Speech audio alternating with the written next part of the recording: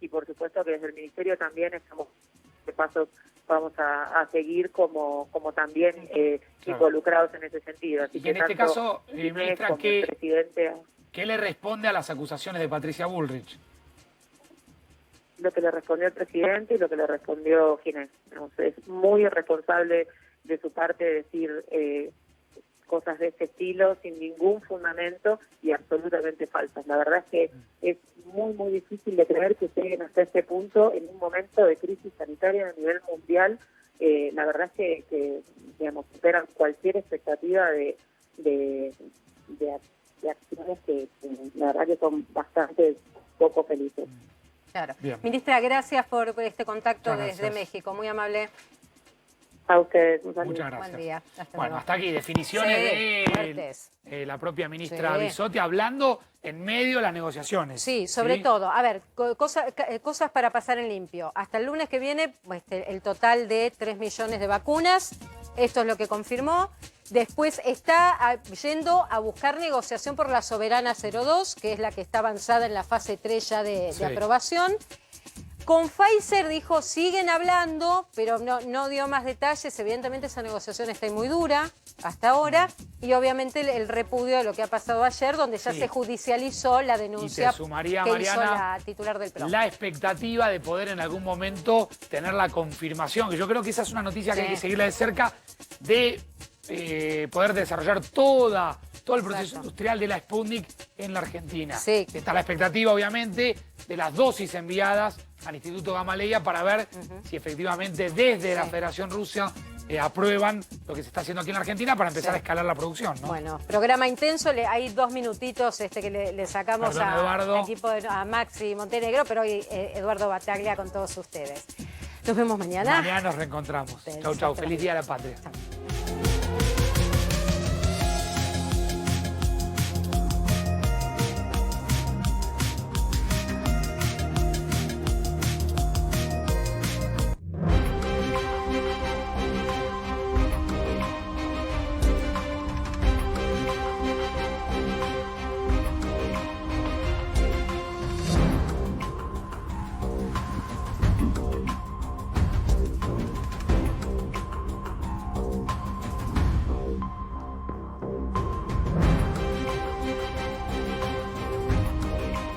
Hola, ¿qué tal? Buenas tardes, bienvenidos a A24 en la continuidad informativa, luego de Mariana y Pastor, una nota de la que vamos a estar hablando con la ministra de Salud, Carla Bisotti. Dejó varios temas para ir desarrollando en el transcurso de la tarde. Este es el programa de Maxi Montenegro y te vamos a acompañar con todo el equipo con varias informaciones. Una de ellas, y ya la ponemos en pantalla, tiene que ver con el interrogante. ¿Qué va a pasar después del 30 de mayo? Pero también, ¿qué va a suceder mañana con los controles? ¿Qué vienen observando las autoridades en cuanto a la cantidad de gente? Algunos eligen volver en estas horas. ¿Lo podrán hacer?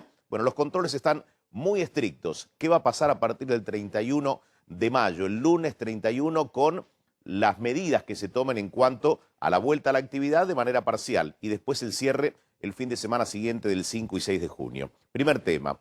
Segundo tema, nos vamos a ocupar de las terapias intensivas porque la mitad del país, varias provincias argentinas, estoy hablando de 13 provincias argentinas, están con una situación comprometida. En muchos casos, las terapias intensivas, las unidades de cuidados críticos, están entre el 80 y el 95%, y en algunos casos ya arribando al 100% de ocupación. ¿Cómo resistir en este momento la situación más crítica, sin lugar a dudas, de la segunda ola de coronavirus?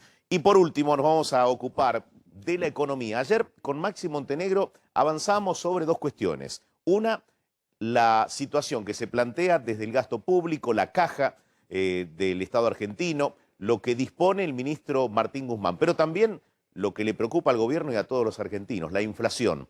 ¿Cómo se va a domesticar la inflación en los próximos meses, de aquí hasta fin de año? Todo esto y mucho más en Maxi Mediodía. Pero está Diego de Nicolás en uno de los móviles, en el Puente La Noria, en vivo. ¿Qué está pasando ahora, Diego? Buenas tardes.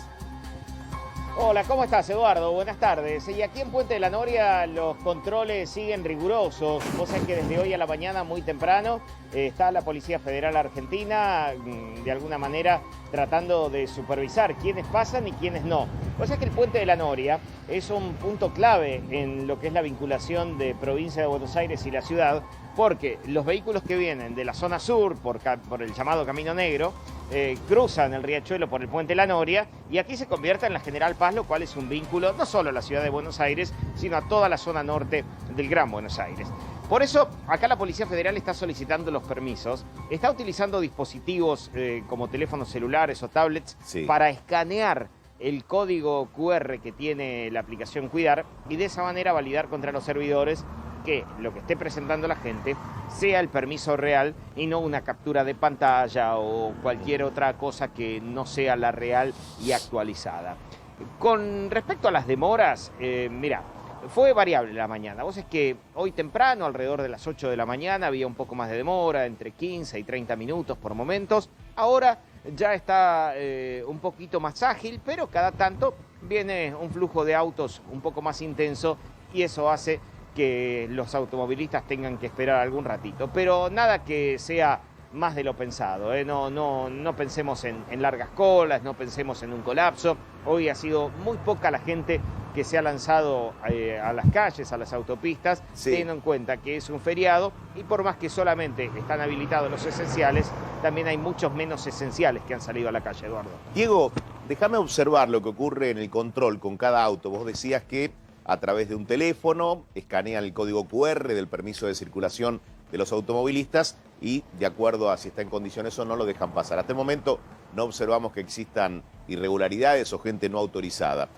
Por lo que vengo observando, bueno, mucho vehículo particular, algunas camionetas y vehículos que transportan mercadería. No a todos los vehículos se los controla, es de manera aleatoria, cada tanto dejan circular como para que fluya un poco. Eso es lo que vengo observando. Y de esos dos carriles hay un tercero que está exclusivamente reservado para el transporte público. ¿Vos estás en la mano que da hacia dónde? ¿Hacia Capital? Claro, todos estos vehículos que vos tenés en pantalla están ingresando desde Camino Negro, cruzan el Riachuelo rumbo a la General Paz. Esa es la dirección que están teniendo estos vehículos. Acá te digo, por lo que estuvimos observando, no hay control aleatorio. Por lo menos en lo que va de la mañana, en este punto de control, se controla a todos. Lo que sucede es que quizás vos vas a ver que algún auto pasa la línea delantera sin parar. ¿Por qué sucede eso? Porque cuando paran a los vehículos, paran en fila y son varios los agentes que controlan en serie a los autos. Es decir, supongamos que en un carril hay 5 policías.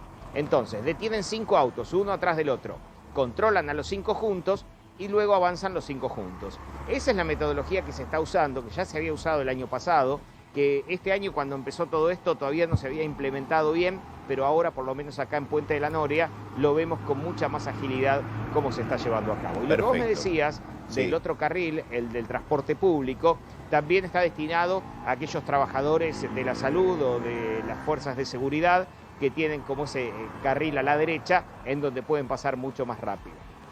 Es a la inversa de lo que ocurrió el año pasado, cuando se empezaron a hacer correcciones en los primeros controles y observaban que el personal esencial, personal de salud, personas que trabajan en el área de seguridad, fuerzas policiales, se trababa el tránsito y no tenían prioridad, como así también una ambulancia. Eso se corrigió. En este caso ahora el carril derecho es la prioridad para los esenciales que trabajan en estas áreas. Yo vengo observando, Diego, que el control no es aleatorio, está bien, pero no hay una detección con código QR, sino que miran el permiso de papel o captura y dejan pasar. Yo creo que el acento está puesto en el Puente La Noria en la tarde de hoy, porque por allí va a haber mucho movimiento. Insisto, algunos se habrán ido de fin de semana y querrán regresar para mañana volver a su actividad. Otros esperarán porque tendrán la semana programada hasta el 30 de mayo. Damián, te quería sumar con algo. Sí, porque de hecho esta escena de ahora, Eduardo, la vamos a ver hasta el domingo a la noche, ¿no? Las 24 horas de acá hasta el domingo a la noche, porque recordemos que solamente pueden salir, circular, trabajadores esenciales o exceptuados por algún motivo, que son los que deben presentar el papel. Un ratito igual lo vamos a desarrollar, pero a partir del lunes, este escenario no lo vamos a ver de día, sino a partir del horario de las restricciones, es decir, a partir de las 20 en el área metropolitana. En realidad de las 18, ¿no? Porque el horario se extendió, el de prohibición de circulación, de 18 a 6 de la mañana. Hasta el domingo. Hasta el domingo. A partir del lunes vuelven las reglas de en la zona de Del alarma. viernes pasado. Exactamente, del viernes pasado, con más controles, como vienen prometiendo, pero con este escenario que lo veíamos de noche únicamente, o sea, cuando comenzaba el horario de la prohibición de la circulación. Diego, ¿estimás más o menos hasta cuándo llega, hasta dónde llega la fila de vehículos? Porque allí vemos justo en la curva que va hacia el Camino Negro, pero en ese caso los autos en dirección a la General Paz. Mira, a esta hora no es tan larga la fila. La fila debe tener, yo estoy tratando de observar desde aquí, ahí en la curva del Puente de la Noria, no más de 150, 200 metros como mucho. En algún punto de la mañana se hizo un poquito más larga.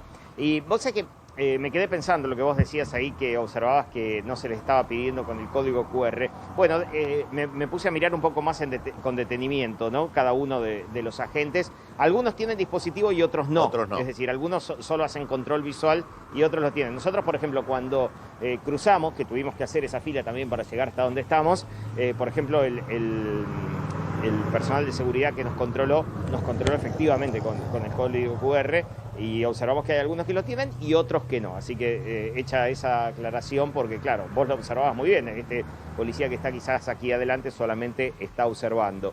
Pero nos decían también que hay gente que quizás trata de tomar una viveza y en lugar de traer el código QR actualizado, traen una captura de pantalla o de otra persona o una captura de pantalla de un código viejo. Entonces, esa es la ventaja de poder escanearlo con un teléfono, porque se valida en tiempo real si ese código es válido o no. Y si ahí hay alguna duda de parte del policía, en tal caso piden DNI o se constata alguna documentación adicional. Perfecto, bien. En la otra mano, ¿qué observas desde tu ubicación en cuanto al tránsito? Es decir, hacia provincia de Buenos Aires. Mira, a provincia de Buenos Aires no hay ningún problema, el tránsito fluye de manera muy rápida. A ver, le voy a pedir a Seba, que es nuestro compañero camarógrafo, que gire hacia la derecha. Lo vas a ver, mira, del otro lado del puente, como a la distancia, ves que ahí también está el personal de la Policía Federal Argentina, que está pidiendo documentación, y ahí sí ves que el control es aleatorio, porque paran algunos autos y el resto sigue de largo. Ahí sí es aleatorio en lo que es el pase desde la General Paz hacia Camino Negro. Bien, Diego, fundamental tu trabajo allí en el Puente La Noria. Yo creo que el foco se va a poner sobre la otra mano en horas de la tarde. Yo creo que de capital a provincia va a ser el tránsito intenso, pero lo vamos a ir desarrollando en el transcurso de la tarde. Gracias, Diego. Hasta luego. Lo sumamos a Maxi Montenegro. ¿Qué tal, Maxi? ¿Cómo estás? Buenas tardes. ¿Cómo estás, Eduardo? Buenas tardes. Bien, bien, muy bien. Bueno, observando cómo se da el comportamiento de la ciudadanía, aquellos que van a trabajar, que son esenciales, que son los únicos que pueden circular por los accesos, estamos viendo un tránsito ordenado hasta el momento, Maxi. Sí, mira, después si querés repasamos un poquito cómo sigue esto a partir del lunes, porque hay una hoja de ruta ya trazada por el gobierno que está bien clara y después vamos a analizar con Glance un poco los datos que se puede esperar de estos días de esta primera semana y la clave a partir de la semana próxima, porque es muy interesante, ¿no? Ver que efectivamente esta semana hay un primer objetivo que es un primer paso, pero después el gobierno apuesta a lo que suceda la semana próxima y ahí hay una discusión grande de si ceñirse al plan que trazaron con el DNU actual o hacer algún tipo de modificación. Pero tengo entendido que tenés a alguien para explicar un poco qué está pasando con el tránsito y todas estas cosas de los embotellamientos y los controles que se están haciendo permanentemente. Es así, está Marco Farina, que es subsecretario de Transporte de la Nación. ¿Qué tal, Marcos? Maxi Montenegro lo está escuchando y aquí todo el equipo. Hola, buenas tardes, ¿cómo les va? Un gusto saludarlos. Muy bien. ¿Qué primera mirada hace Marcos sobre lo que viene viendo y observando en estos 4 días de confinamiento? Sí, la verdad que es muy importante. Este confinamiento estricto realmente cumplió su función. Para que tengan una idea, el día viernes estuvimos circulando en lo que es transporte público aproximadamente 1.800.000 personas, 500.000 personas menos que el viernes anterior. El día sábado tuvimos una circulación de 725.000 personas. prácticamente el 50% menos de lo que circuló el sábado anterior, y así el mismo día domingo que tuvimos una circulación de 400.000 personas contra 700.000 personas que circularon el fin de semana anterior. La verdad que fue muy importante, hay que ver, mañana creo que es un día clave, es el primer día hábil de la semana, veremos la circulación que hay en el transporte público. Obviamente, trabajando permanentemente con el Ministerio de Seguridad de la Nación, conjuntamente y mancomunadamente con lo que es Ciudad Autónoma de Buenos Aires y Provincia de Buenos Aires en cuanto a los controles, ¿no? Maxi. Ahora, subsecretario, estos controles, efectivamente, ¿a qué apuntan estos controles de tránsito y cómo se engancha con la gente que pudo haber salido el viernes con un fin de semana largo? La verdad es que estos controles, la finalidad es que realmente puedan circular las personas que pueden circular, personas esenciales. Se ha disminuido el control con este nuevo DNU del señor presidente, que nos ayuda a que, la verdad, tenemos que tener conciencia todos los ciudadanos. Todos los argentinos nos tenemos que cuidar, es una situación muy complicada la que se está viviendo, no solamente en el AMBA, sino en el interior de cada provincia, y obviamente estos controles estrictos hacen que realmente el que tenga que viajar, porque es esencial, lo puede hacer y está permitido que viaje. Pero aquellas personas que viajaban habitualmente, que no eran personal esencial, lo importante es que se puedan quedar en su casa. La verdad que se está haciendo un muy buen trabajo conjuntamente con la CNRT, las fuerzas de seguridad, tanto provinciales, nacionales como municipales, en un control estricto de los que realmente puedan viajar en el transporte público, sea el personal esencial.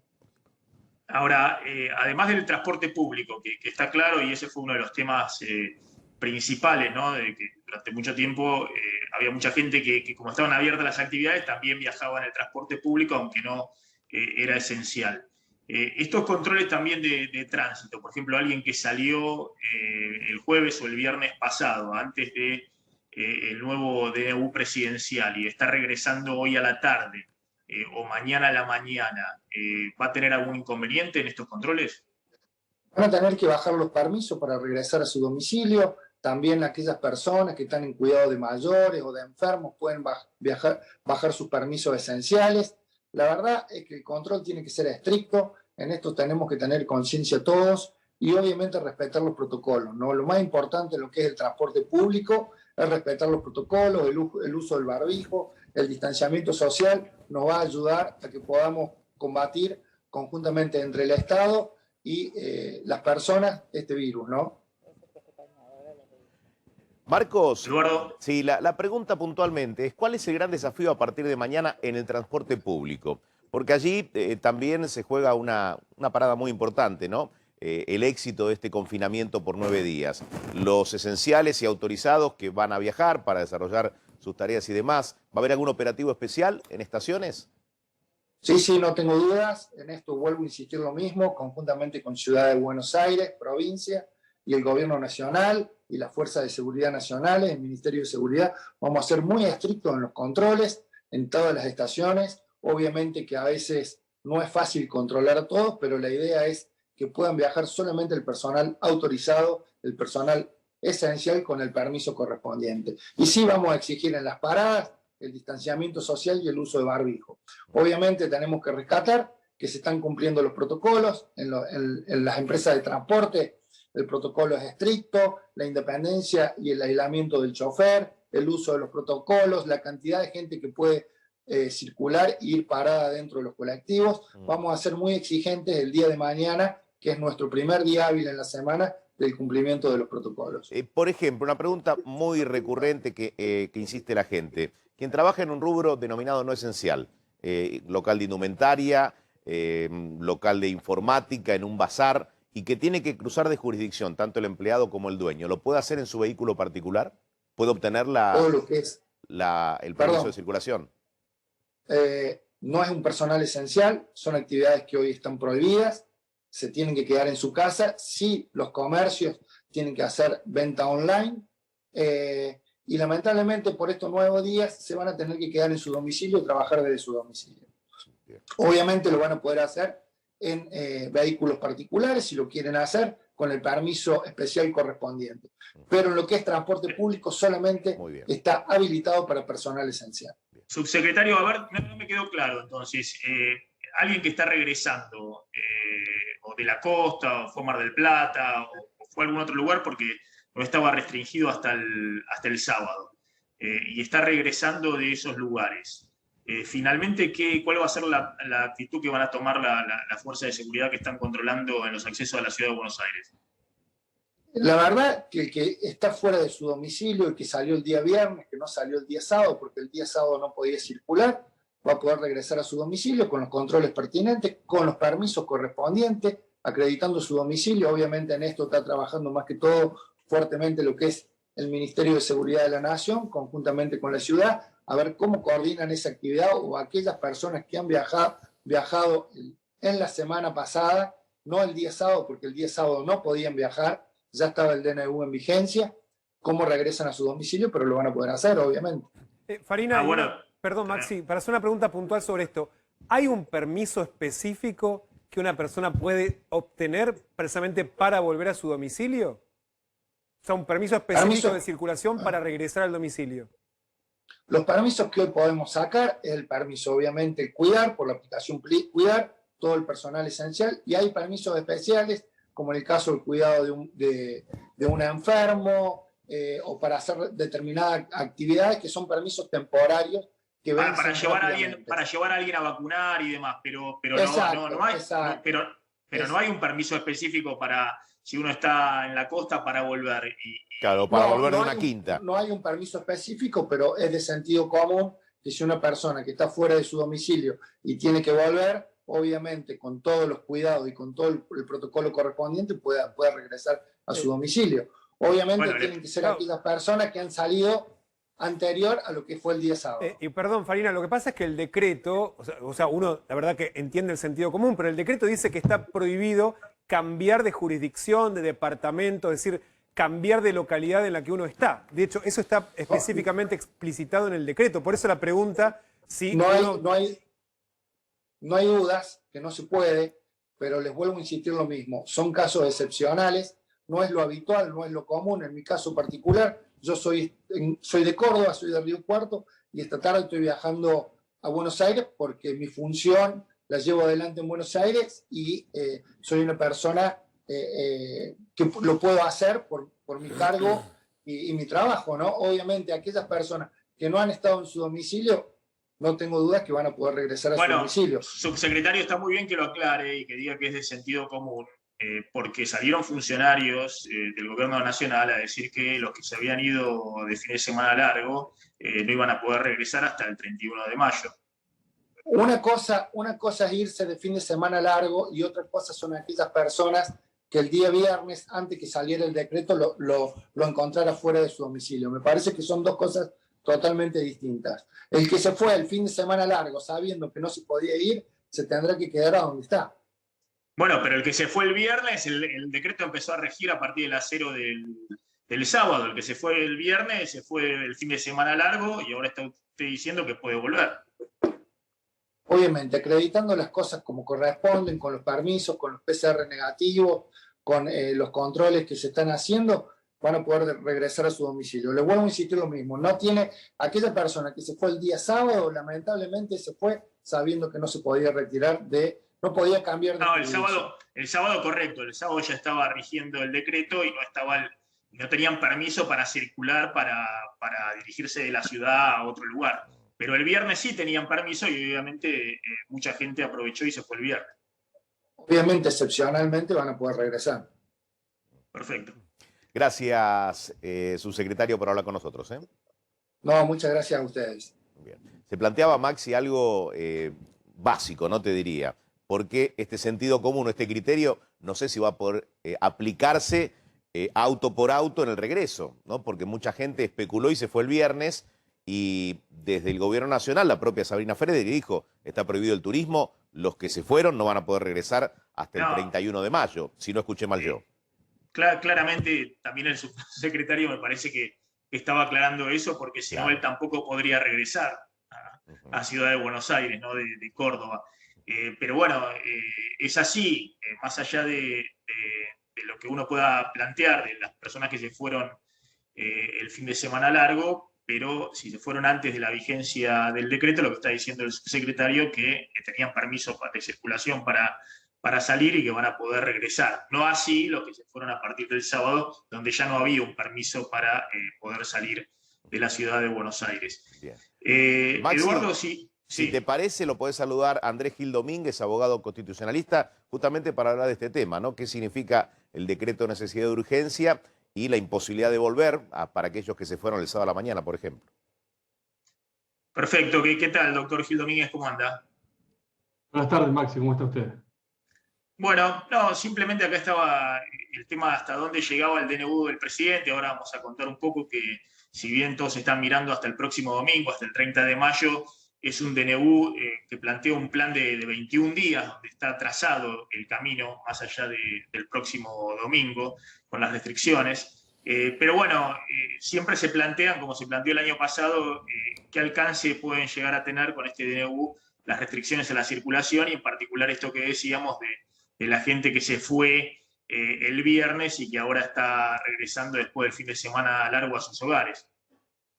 Bueno, me parece que constitucionalmente hay que distinguir tres grupos de personas. Los que se fueron antes del viernes por cualquier motivo y tenían previsto regresar en esta semana a lo que es su centro de vida, donde habitan.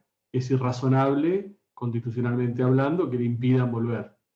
Aquellas personas que se fueron después de publicado el DNU y sabiendo las consecuencias que tenía el DNU y que ahora le impiden volver, es razonable constitucionalmente que le impidan volver, porque asumieron irse sabiendo que después no podían regresar, habida cuenta de este periodo de restricciones que se estableció por una semana. Y si hay alguna duda, porque quizás alguna persona salió el viernes antes que se publicara la norma, bueno, en caso de duda, el criterio de interpretación es el principio pro persona. Se le tiene que permitir volver a esa persona o a ese grupo familiar, porque siempre, en caso de duda o de varias interpretaciones, se debe aplicar la interpretación que más favorezca al sistema de derechos de las personas, en este caso de su grupo familiar. Me parece que esos son los tres grupos que hay que distinguir para tratar o trazar desde el punto de vista de la razonabilidad constitucional si las restricciones son válidas o son inválidas. ¿Y cómo juegan las libertades aquí, doctor? ¿De qué punto de vista? En función de lo que muchos denuncian, desde la política, puntualmente desde la oposición, dicen que de alguna forma se están limitando las libertades en cuanto a poder circular por el país. Es que estamos en una situación de excepcionalidad global y mundial que amerita que se tomen ciertas medidas en pos de proteger la vida, la salud, la integridad física, individual y colectiva, que en momentos de normalidad no se tomarían. Y se toman porque uno de los elementos que ha conocido la historia de la humanidad y en el presente para combatir una pandemia es justamente la restricción circular, el aislamiento y el distanciamiento.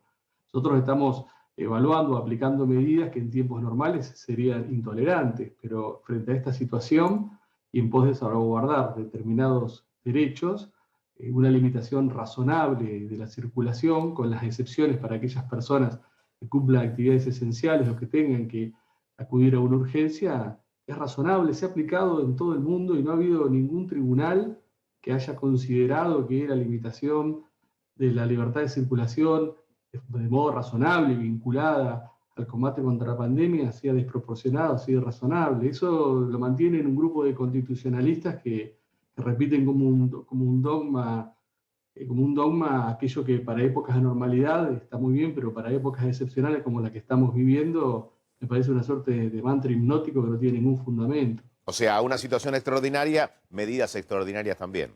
Sí, siempre y cuando sean razonables y proporcionadas y estén vinculadas a cumplir con la protección de un fin constitucional y convencionalmente posible, como es combatir la pandemia y proteger los derechos que la pandemia devora día a día. Y más con datos objetivos como lo que vivimos esta última semana, de un incremento del contagio y de muertes muy elocuentes que hacía necesario tomar determinadas medidas.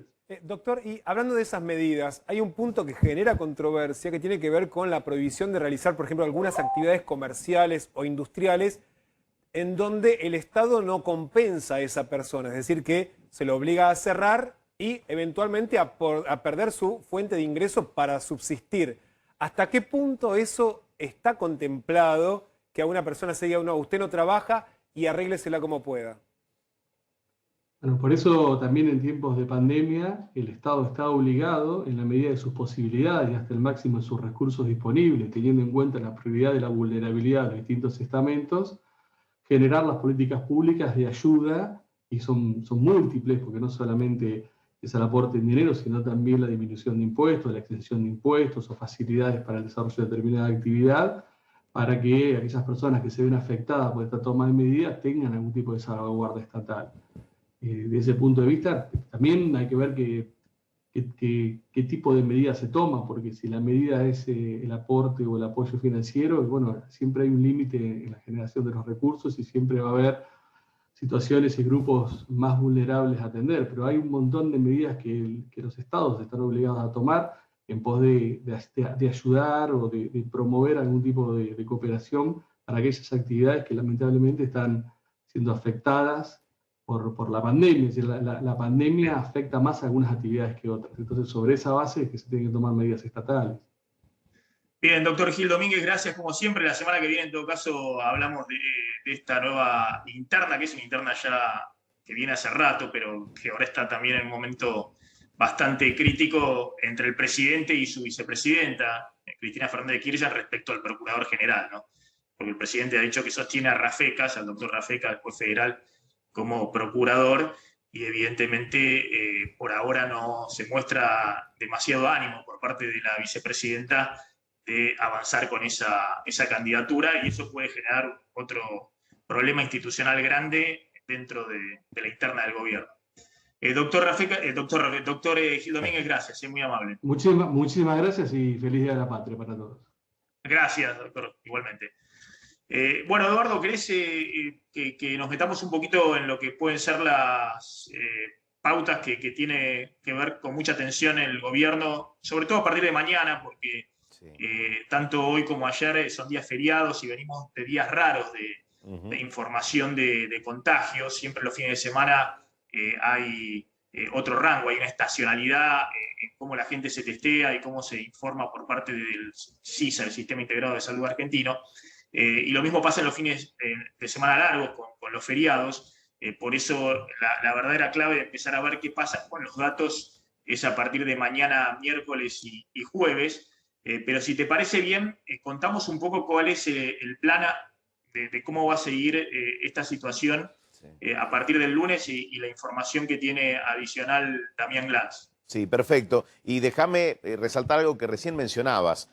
El plan está trazado hasta el 7 de junio. Es decir, hay un confinamiento estricto de 9 días, después una semana más flexible, sábado y domingo, 5 y 6, nuevamente encerrados como ahora, y después sí la vuelta a una normalidad, entre comillas, para dar lugar a esta historia intermitente, ¿no? de aperturas y cierres. Hasta el 11, en realidad. Hasta el 11. Hasta el 11, tenés razón. Hasta el 11. Son exactamente, por eso es lo que veníamos diciendo.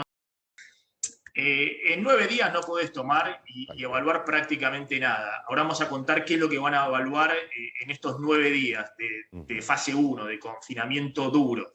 Pero el decreto presidencial plantea, como los anteriores decretos, 3 semanas, ¿no? A partir del sábado pasado hasta el 11 de junio. Claramente el decreto plantea 2 etapas. Esta es la etapa de fase 1, la que han podido acordar con Larreta y con el resto de los gobernadores, que finaliza el domingo. Después se vuelve la semana que viene al régimen anterior, por ahora, que había, según la situación de cada área. Por ejemplo, en el área metropolitana, muy probablemente continúe en zona de emergencia sanitaria, y eso signifique que continúe en las restricciones que conocíamos hasta ahora, después de las 8 de la noche la circulación, para gastronomía y demás.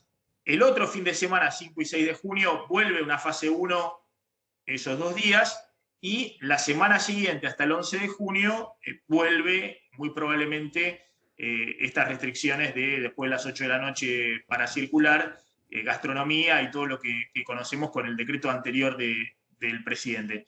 Ahora, lo que me interesaba, más allá de que también va a aportar sobre esto detalles de qué se está discutiendo, es ver un poco los datos, porque es evidente que a esta fase 1 el gobierno solo le puede pedir una sola cosa, y ese va a ser el único objetivo en estos días, porque otros objetivos no se van a poder alcanzar, que es que disminuya la curva de contagios y que disminuya la curva de contagios analizado en muy poquitos días o al menos disminuya semanalmente. Ese va a ser el único objetivo y efectivamente eso va a ocurrir porque ha quedado demostrado siempre que con las medidas de restricción como se está aplicando ahora, duras y demás, va a disminuir la curva de contagios. La duda es cuánto va a disminuir la curva de contagios. Lo que no vamos a ver, bueno, fíjate, este es el gráfico de promedio diario por semana, y la última semana, antes de meternos a este confinamiento, Argentina ya estaba arriba de los 3.000 casos diarios promedio. Ven ahí un salto muy grande, sobre todo por lo que ocurrió por la explosión de casos en el interior del país. Ahora, en el mejor de los casos, lo que se puede esperar esta semana, cuando se haga el promedio y se concluya la semana, es obviamente que ese pico de 33.000 casos vuelva a bajar. ¿A cuánto? Y bueno, va a ser difícil de evaluar porque va a haber que excluirle el efecto de esta semana con 2 feriados, pero uno tiende a pensar que en el mejor de los casos puede volver a un régimen de entre 20.000 y 25.000 casos diarios promedio semanal. Que eso podría ser el número que se tenga como resultado después de esta primera fase. Con lo cual, y ahora vamos a ver más en detalle, es lógico que desde el lunes se mantengan y según la situación de cada región tal vez se refuercen las restricciones que existían previamente. Ahora, vos fíjate en el detalle, avancemos con los gráficos. Tampoco se va a poder evaluar mucho en la ciudad de Buenos Aires.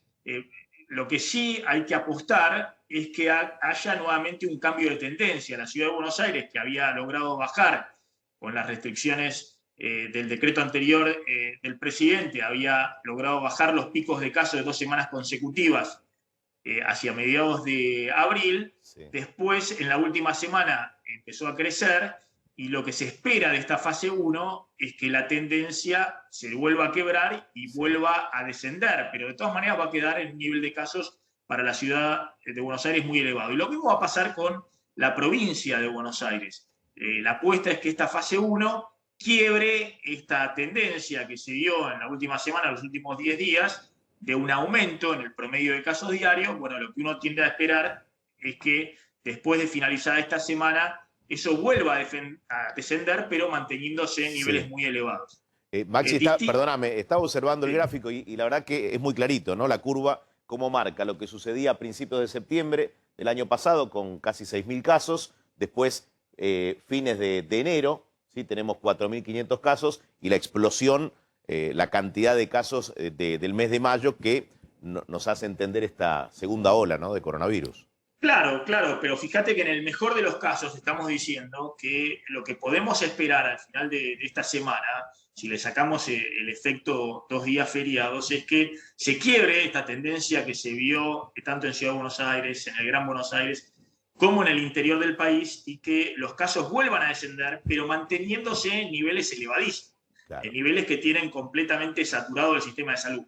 En el caso del resto de las provincias, de 22 provincias, excluida Ciudad de Buenos Aires y Gran Buenos Aires, es decir, incluye también esto del interior de la provincia de Buenos Aires. Bueno, ha habido una explosión. Esto ha sido el descontrol total, lo que ocurrió en la última semana, en los últimos 10 días en el interior del país. Fíjense, el promedio diario de casos explotó en la última semana. Bueno, va a ser muy difícil, aún con esta fase 1, bajar esto por debajo de la meseta que venías anteriormente de esta explosión.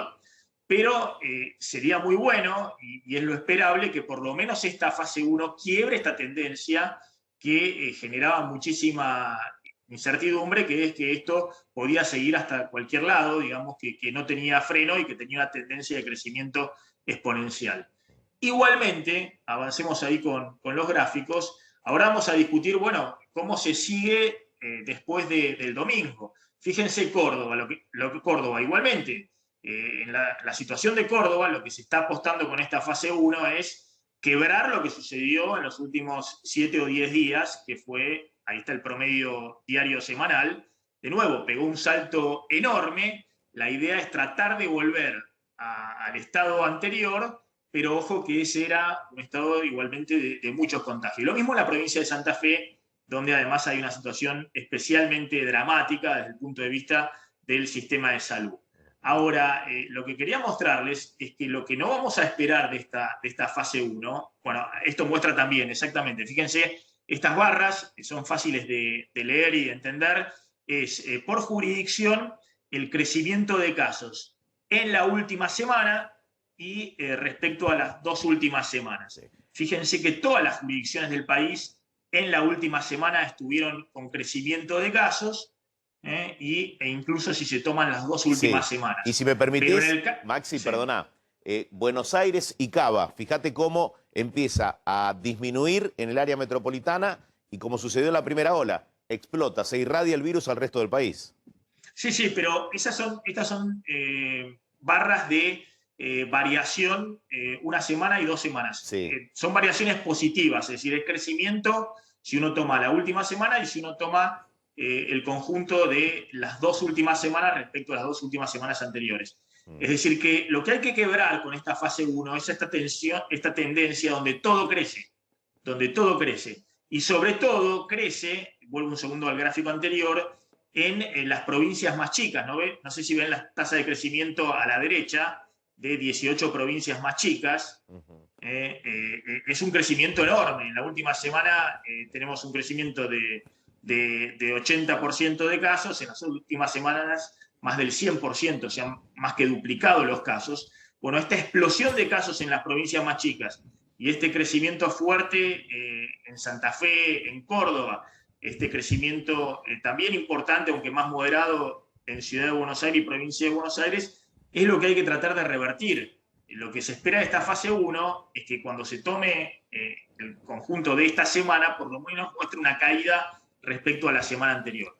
Ahora, lo que decíamos, aún en el mejor de los casos, va a ser imposible que a partir del lunes salgan los distritos que ya estaban en emergencia o en alto riesgo sanitario, salgan de esa condición, por lo cual, en el mejor de los casos, se van a mantener las condiciones que disponía el decreto anterior del presidente. Ese es el gráfico siguiente, donde se ve que los niveles de contagios en las curvas están muy por arriba de los 500 casos acumulados cada 100.000 habitantes en los últimos 14 días, aún con que esta fase 1 logre bajar sustancialmente los casos en Ciudad de Buenos Aires, en Provincia de Buenos Aires y en el resto de las provincias, va a ser muy difícil que esa baja cambie esta desproporción muy grande que hay, que estamos muy por arriba de los 500 contagios acumulados cada 100.000 habitantes en los últimos 14 días. ¿Qué quiero decir con esto? Y lo engancho con la información que tiene Glans, que en el mejor de los casos, acá a partir del lunes, sigue el plan que estableció el DNU del presidente hasta el próximo 11 de junio. Es decir, la semana que viene se vuelve a las restricciones que teníamos el viernes pasado, y el fin de semana siguiente, 5 y 6 de junio, fase 1 de nuevo, y después una semana con restricciones de emergencia sanitaria. La pregunta es, bueno, si no se da este plan, ¿qué sucede si la cosa se complica? Y un dato más, lo que no vamos a ver como cambio sustancial es la evolución de terapia intensiva y de fallecimientos. Lamentablemente, aún en el mejor caso de que bajen fuertemente los contagios esta semana, eso no se va a reflejar, ahí lo podemos ver bien claramente en la placa, se siguen batiendo récords de ocupación de terapia intensiva, y eso no va a cambiar, lamentablemente no lo vamos a ver prácticamente en ningún indicador de acá al domingo. Fíjense que ya hay 6.373 personas en total país en terapia intensiva, la curva roja que sigue creciendo y tiene una pendiente muy pronunciada. Ha sido impresionante el crecimiento desde mediados o primera semana de abril hay 3.000 personas más en terapia intensiva de lo que había a principios de abril en total país. Y también la curva de fallecimientos, que ya está prácticamente en los 500 fallecimientos diarios. Sí. Bueno, eso no se va a reflejar en los próximos días, se va a poder ver recién si esto funciona dentro de 10 o 14 días. Sí, necesitas un periodo más largo, dicen muchos infectólogos, que quizás haya que evaluar en un mes cómo responde la curva que marcabas recién de terapias intensivas en el tiempo. Rosa Reina es presidenta de la Sociedad Argentina de Terapia Intensiva y ya te está escuchando, Maxi. ¿Qué tal, doctora? Gracias por atendernos, como siempre. No, muchísimas gracias a ustedes. No, muchísimas gracias a ustedes. Bueno, yo hacía un análisis simplemente estadístico de ver un poco las estadísticas y de algo que hemos hablado con las autoridades que están tomando estas medidas respecto a qué se puede esperar de esta fase 1, que básicamente es quebrar la tendencia de crecimiento. Pero no sé qué están evaluando los expertos y sobre todo, ustedes que están en terapia intensiva, que difícilmente vean en estos 3 o 4 días de fase 1 algún cambio sustancial en los hospitales, ¿o me equivoco? No, tal cual usted dice. La verdad que esto necesita más tiempo, porque en la mayoría de las instituciones están ya al 100%, entre el 80 y el 100%, con ocupación de camas en el 70%, entre el 60 y el 70% son pacientes COVID y el resto son pacientes no COVID. Debido también a la extensión más larga de la permanencia de estos pacientes dentro de las terapias intensivas, que está alrededor de los 15 a 20 días y algunos se prolongan más, esto no se va a ver reflejado en 9 días, eso es clarísimo. Ni siquiera en 2 semanas, es cierto, necesita un poco más de tiempo. Eso es así de claro.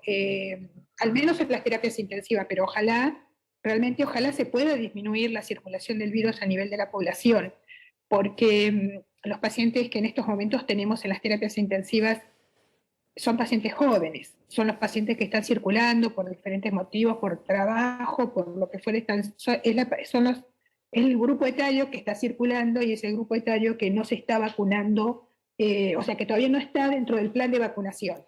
La verdad que las personas mayores de 60 años hemos visto un enorme descenso de ingreso de las personas mayores de 60 años y creemos que esto tiene que ver obviamente con el plan de vacunación fundamental y con la menor circulación. Por eso que es muy importante que la población que está en este grupo etario, ¿no?, entre 18 y 59 años, que todavía no se está vacunando, se cuide mucho, trate de no circular si no es necesario. Y bueno, y obviamente que apelamos a que el plan de vacunación sea más rápido y con mayor ingresos de vacunación al país, obviamente que eso es fundamental. Doctora, ¿cuáles son las zonas o ciudades más críticas en términos de terapia intensiva? Bueno, ha circulado la información y la foto de esta chica muy joven, 22 años, Lara Regis, la verdad que un caso que conmueve a todo el mundo, porque la verdad que es impactante verla esperar, no sé, recostada porque no se podía sostener en pie, pobrecita, en el pasillo de una guardia de hospital para poder acceder en algún momento a la terapia intensiva. Y esta chica de 22 años no estaba vacunada, Lara, y tenía diabetes. Es decir, es el grupo sin duda prioridad absoluta en este momento. Y lamentablemente esa vacunación viene bastante atrasada. Eso fue en Santa Fe, pero ¿cuáles son, además de Santa Fe, de lo que está sucediendo en Rosario, otras zonas donde realmente está muy grave la situación? Miren, la mayoría de las provincias, salvo Jujuy y Misiones, que están entre el 70 y el 80%, creo que Jujuy 72, 73 y Misiones un poco más o menos parecido. El resto de las provincias están arriba del 80% y la mayoría del 100%, o sea, no está pasando en todo el país, lamentablemente.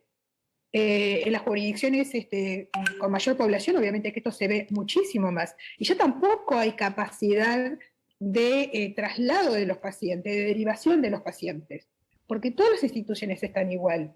Y además los pacientes críticos necesitan una logística de traslado que es muy compleja y es muy específica.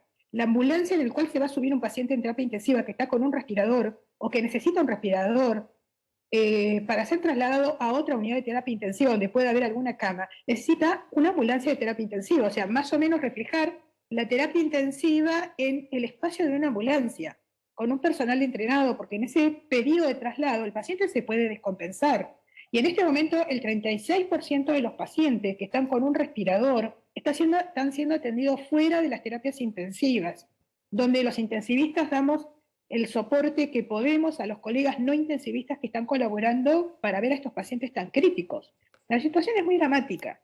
Y este grupo etario, que como usted dice, que es la realidad, lamentablemente es el que todavía no se está vacunando en el porcentaje que debiera, debido bueno, a esta situación con las vacunas, ¿no? Esperemos que con esta nueva llegada de vacunas esto se pueda mejorar un poco, porque realmente es el grupo etario que en este momento está teniendo mayor mortalidad. Doctora, me permite, me voy a dar otro dato. El año pasado nosotros hicimos un estudio epidemiológico sobre todos los pacientes ventilados, o sea, todos ventilados, no solamente de terapia intensiva, sino ventilados, casi 2.000 pacientes, 1.909 pacientes para ser específica, que se va a publicar en una revista internacional de alto impacto, donde vimos la evolución de estos pacientes. Y la mayor mortalidad de estos pacientes estuvieron en los meses del año pasado, de agosto y septiembre, que fueron los meses de mayor ocupación de camas en terapia intensiva. Y esto tiene que ver con la sobrecarga de trabajo y la sobrecarga del personal de salud. Y además, el otro factor que en forma independiente también influyó en la mortalidad de estos pacientes fue la necesidad de terapia, de ser intubado y respirador fuera de las terapias intensivas. O sea que no es menor este detalle. Este detalle impacta en la evolución de los pacientes. Lo que usted está diciendo, doctora, que es muy importante, está diciendo, ojo, que no solamente tenemos estos niveles de fallecidos diarios y demás, obviamente porque se disparó la curva de contagios, sino que esto está generando una saturación del sistema de salud y la atención que se le puede dar a los pacientes no es la misma y eso eleva la mortalidad, digamos. Eso eleva la cantidad de personas que tienen chance o no de salvarse. Si bien esto es una situación muy compleja, usted está diciendo que, bueno, lamentablemente si esto no se comprime, personas que podrían tener una chance de sobrevida, lamentablemente no la tienen porque no hay forma de atenderlos correctamente. Exactamente, y esto es lo que está pasando y ha pasado en todo el mundo, o sea, esto no es solamente a nosotros. Por eso es que tratamos de que no suceda esta situación, que no sucedan los casos como esta chica esta paciente de Santa Fe. La verdad que es muy doloroso. Es muy doloroso para el equipo de salud, es muy doloroso para la familia, es muy doloroso para el paciente, es muy doloroso para la sociedad. O sea, eso no se tiene que minimizar, tiene que ser, tiene que estar objetivado y visibilizado todos los días. La verdad que hace un rato estaba leyendo de una fiesta clandestina, creo que en Pinamar, en una de estas ciudades de la costa, la verdad que en este momento no retengo el nombre, pero no puede ser que todavía la gente siga haciendo fiestas clandestinas. Y esos jóvenes, o sea, los de ese grupo etario que hacen las fiestas clandestinas, son los pacientes que están ingresando a las terapias intensivas. Ese grupo de jóvenes que está haciendo una fiesta clandestina, el 20% va a necesitar ingresar a un hospital y el 5% va a necesitar una terapia intensiva. Esas son las estadísticas, que no han cambiado en el año y pico que llevamos de pandemia. No ha cambiado a nivel mundial. Entonces, y es el grupo etario que no se está vacunando. Entonces, es importante que se tome esa conciencia. Muy importante. Doctora, entendemos y somos empáticos con los que tienen que salir para trabajar, que tienen que cumplir los protocolos. Pero fiestas clandestinas, por favor, no se puede hacer.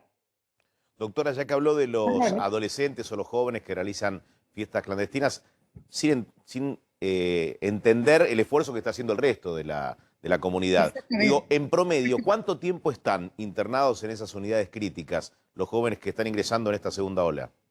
Y más o menos están entre 15 y 20 días, algunos inclusive más. Hay pacientes que ya van por el mes de internación. Son pacientes que tienen una internación más larga y bueno, y eso hace que el movimiento, el girocamo o el movimiento de disponer de una cama libre se vaya enlenteciendo, ¿no? Y por eso es que se llega a este punto. ¿Y qué porcentaje logra obtener el alta médica después de una terapia intensiva? aproximadamente? Mire, aproximadamente estamos en un 50%, 55, entre 50 y 55% de mortalidad de estos pacientes. O sea, el otro porcentaje es la sobrevida, ¿no? Pero hay otro detalle más importante, que los que sobreviven, y esto lo vamos a empezar a seguir, porque es el momento de empezar a seguirlo ahora, que ya lo estamos viendo con los pacientes del año pasado, perdón, es que es un porcentaje importante de estos pacientes, que está alrededor de entre el 40 y el 60%, todavía tenemos que ajustar muy bien los números, son pacientes que quedan con secuelas, que les cuesta volver a su vida normal, a su actividad normal. Es lo que se llama síndrome post-terapia intensiva, ¿sí? Que esto viene estudiado ya desde muchos años, pero con estos pacientes está muchísimo más agudizado. Problemas respiratorios, problemas musculares, problemas cognitivos. Realmente hay toda una crisis que el sistema de salud le tiene que dar respuesta. Crisis, quiero decir, todo esto que se viene de contener y tratar a estos pacientes posterior al alta, que no es un porcentaje menor. Y el sistema de salud, nuestro sistema de salud todavía no está preparado para darle respuesta a esos pacientes que quedan con secuelas. Doctora Rosa Reina, muchas gracias, es muy amable. Muchísimas gracias a ustedes. Buenas tardes. Gracias. Bueno, Eduardo, tenés ahí un poco el recorrido de lo que está pasando en la calle y la verdad que hay mucho movimiento, ¿no? Es un feriado. ¿Cuál es la explicación exacta de por qué hay este movimiento y estos embotellamientos en los controles? Gente que se moviliza porque igualmente es esencial y tiene que trabajar, gente que está regresando. ¿Cuál es la explicación de estas congestiones que se siguen generando en los accesos a la ciudad? Mira, es el panorama completamente distinto a lo que ocurría ayer. Ayer veíamos muchos camiones. La explicación que nos daban desde las cámaras empresarias es que estaban regresando luego de haber dejado mercadería en el lugar de destino y volvían a sus provincias. Hoy lo que tenemos, y es lo que se va a dar, creo, en el transcurso de la tarde, por la explicación que nos daba el subsecretario de Transporte, es mucha gente que sí se va a atrever a regresar, entendiendo que tienen las condiciones dadas como para volver luego de haber salido el viernes, cuando todavía no estaba el decreto en vigencia. ¿Así, Damián? Sí, de hecho, la pregunta es, y siguiendo con la propuesta de sentido común que hacía el subsecretario Farina, es ¿qué permiso van a sacar para volver? Sí, porque creo que daba a entender que como están los permisos especiales por 24 horas para atender a un mayor... Sí, pero ahí está faltando la verdad. Urgente, si vos saliste el viernes para irte a un country... No se puede salir a la calle sin permiso de circulación. Porque incluso siendo esencial, tenés que demostrar que sos esencial pero con el permiso. ¿el sentido común y el criterio queda en manos de quien te pide el permiso en un control? Y digo, no será es mucha una combinación responsabilidad. de las dos cosas, Eduardo, porque el tema es, si salís a la calle sin permiso, o sea, ahí te pueden mandar al fiscal, ¿no? Sí. Ahora, si tenés un permiso que no es exacto porque no está el permiso para volver a tu casa, ¿cuál sacás? Por eso yo creo que la propuesta de sentido común, sin sobreinterpretar al funcionario, era, bueno, hay permisos especiales por 24 horas y veamos cuál sacás. Porque de vuelta, si vos vas al control y habías ido el jueves a Mar del Plata y querés pasar, Maxi, no vas a poder ingresar. Lo estarás viendo vos también. Nosotros recién veíamos vehículos hasta con colchones en el portaequipaje. Es decir, se ve absolutamente de todo. Pero si vos mostrás el delivery de colchones, sí, estaría mirá, habilitado. si vos mostrás un permiso, decís voy a cuidar a una persona y tenés el auto cargado y con 4 personas en el interior, va a ser muy difícil explicarlo. Ahí sí, yo creo que va a ser sencillo para quien te pide el permiso de circulación decir, no, mire, me parece que usted está volviendo de un fin de semana largo de haber hecho turismo 4 días, ¿no? Si querés, Eduardo, después recorremos los móviles a ver si están frenando a los conductores que no tengan los permisos o si le están deteniendo el auto y demás. Pero me interesaba escucharlo a Glantz con esto que contamos. Decíamos, acá hay un plan que no es solamente estos 9 días, es 21 días el decreto, hasta el 11 de junio. Está la hoja de ruta trazada, fase dura 1 hasta el domingo, después volvemos a las restricciones anteriores, por lo menos área metropolitana. Fin de semana 5 y 6 de junio, fase 1 de nuevo, cierre total, prohibición de circulación. Y la semana siguiente volvemos a las restricciones anteriores hasta el 11 de junio. Pero, Glantz, se están discutiendo incluso algunos cambios en esta hoja de ruta inicial. Es así, Maxi. A ver, la principal apuesta del gobierno es hoy sostener el sistema del semáforo, es decir, lo que regía hasta el viernes y el contenido del proyecto de ley que ya recibió la sanción del Senado la semana pasada y falta que lo apruebe la Cámara de Diputados. ¿Y qué es lo que va a regir a partir del lunes, ¿no? En cada lugar, de acuerdo al estado epidemiológico, las restricciones que correspondan, ya sea por el nivel de alarma o de alto riesgo o de medio o bajo.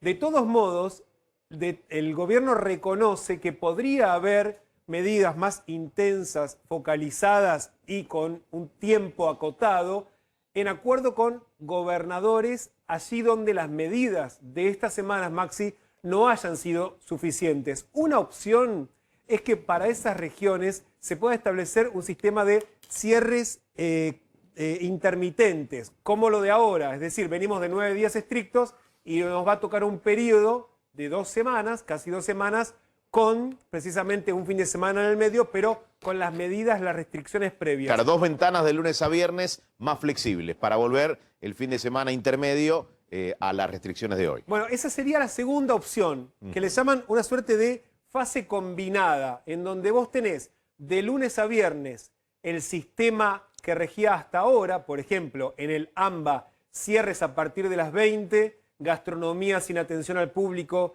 en el interior y también limitaciones para el uso del transporte público y la escuela solamente a distancia, al menos eso es lo que figura en el decreto, después la discusión que da cada distrito es distinta, y sí, de lunes a viernes eso, pero el fin de semana en este sistema combinado volver a la fase 1, como de hecho vamos a tener en los próximos días, ¿no? No nos olvidemos del lunes, como decía Maxi, desde el 31 hasta el viernes 4, fase ya sea alarma o fase de alto riesgo, y el fin de semana fase 1 para todos los distritos que están en esas dos condiciones.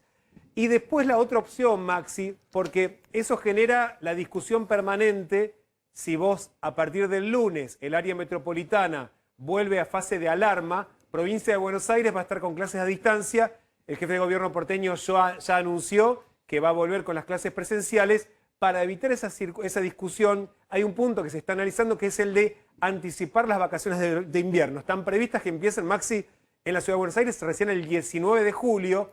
Podrían evaluarse para la semana posterior a la del 11 o más o menos en alguna de esas semanas para terminar un poco, para saldar esa discusión, al menos por 2 semanas no se estaría discutiendo si la clase es presencial o no, sino directamente se anticiparían las vacaciones de invierno. Pero de todos modos, Maxi, la información que yo tengo es que como van a privilegiar el proyecto de ley y el DNU que fijaba antes, digamos hasta el viernes las medidas, lo que van a hacer es que si va a haber medidas más intensas, serán muy focalizadas en acuerdo con un gobernador determinado para zonas donde la situación sea mucho más crítica, como puede ser, por ejemplo, Rosario y Gran Rosario, digamos, no solamente por la cantidad de contagios, sino también por la ocupación de camas críticas.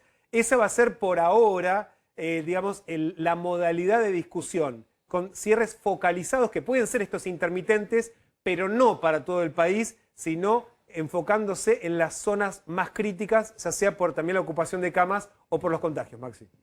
Ahora, Damián, según lo que contás, que en el mejor de los casos se mantiene el plan que trazó el DNU y con algunas variaciones va a haber, por lo menos en este plan, mucho tiempo en el cual la gastronomía, el turismo, va a seguir totalmente restringido, porque simplemente estamos hablando de la gastronomía del takeaway o el delivery, ¿no? O eventualmente puede ser alguna semana que en un horario restringido puedan con las mesas afuera atender, pero no el fin de semana, porque claro, el fin de semana va a volver a fase 1. Claramente acá es necesario, primero para que se cumplan bien las medidas y después para que puedan sostenerse en el tiempo un paquete de asistencia que hasta ahora el gobierno no ha puesto sobre la mesa para esos sectores. ¿Se acuerdan el año pasado cuando a esta altura estaba activo Matías Culfas, el ministro de Producción, explicaban cómo eran los programas y todos los días anunciaban algo distinto? Acá lo único que hay sobre la mesa concreto es este repro, que son los 22.000 pesos, un salario mínimo para cubrir parte del sueldo del personal, pero después muy poco y nada. No sé si, Claudio, están evaluando algo adicional pero sobre todo para las ciudades, como es el caso de la ciudad de Buenos Aires o varias localidades del Gran Buenos Aires, el tema de la gastronomía y de varios servicios que van a seguir con una restricción muy fuerte estas 3 semanas, después de un año de crisis económica total, ¿hay algo que estén evaluando, algo distinto, alguna asistencia adicional, Claudio? Mira, Maxi, lo único que está sobre la mesa, digamos, en este momento es la posibilidad de eliminar el IVA para aquellas compras que se hagan con la tarjeta alimentar, o sea, compras de la canasta básica.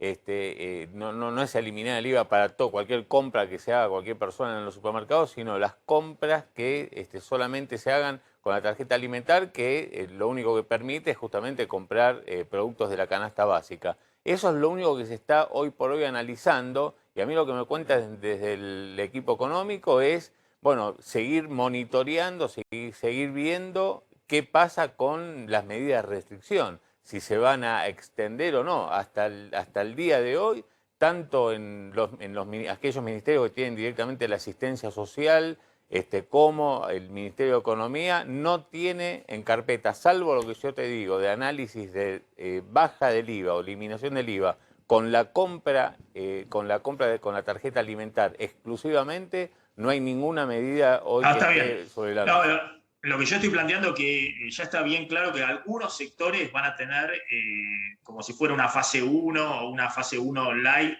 durante mucho tiempo. Y uno de esos sectores es el gastronómico, otro es el turismo y demás. Y ya vienen muy golpeados desde que en las últimas 3 semanas se aplicó el decreto anterior del presidente. Entonces me parece que tienen que con urgencia empezar nuevamente a pensar en asistencias más importantes, más directas, por lo menos en esos sectores, porque el resto de la sociedad más o menos se puede ir acomodando, pero hay sectores que esto empieza como siempre, vemos si son 3 días hábiles y demás, pero para esos sectores las restricciones se van a extender por bastante más tiempo. Eduardo, ¿crees que repasemos un poquito en los móviles qué está sucediendo ahí y lo que vos decías, a ver qué hacen con los que no tienen los permisos? Mirá, venimos observando la ciudad de Buenos Aires, cómo internamente va respondiendo este cuarto día de confinamiento, pero nos está llamando Diego de Nicolás desde el Puente La Noria. Diego, ¿ha crecido la cantidad de vehículos allí? Maxi, la cantidad de vehículos se mantiene más o menos estable a esta hora de la tarde, es bastante rápido, por lo menos aquí en el Puente de la Noria. Y lo que ustedes se preguntaban recién es qué pasa cuando revisan el permiso de la persona. El agente de la policía que toma ese permiso, ¿se fija si esa persona es personal de salud o es de la cuadrilla eléctrica de una empresa de energía o si trabaja en un medio de comunicación?